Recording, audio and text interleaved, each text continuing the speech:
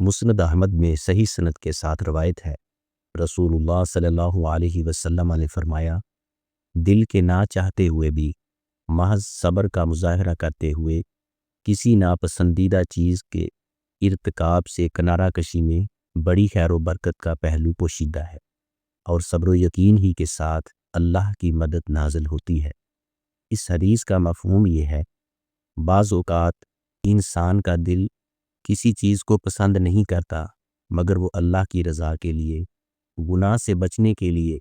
یا خیر و بلائی کی خاطر اپنے دل پر قابو رکھ کر صبر اور برداشت کرتا ہے۔ ایسا صبر اللہ کے نزدیک بہت محبوب، بابرکت اور اجر و ثواب والا ہے، کیونکہ مدد صبر کے ساتھ آتی ہے۔ آج کے جدید دور میں موبائل، انٹرنیٹ، فحش مواد، بے حیائی، جھوٹ، دھوکہ، حرام کمائی، دو نمبری، چغلی، غیبت، فضول محفلیں، وقت کو ضائع کرنا، کھیل تماشوں میں یہ سب کچھ کرنے کو دل کے چاہنے کے باوجود رک جانا، یہ سب سے افضل صبر ہے۔ اللہ ایسے صبر پر نور، تقوی اور حفاظت عطا کرتا ہے۔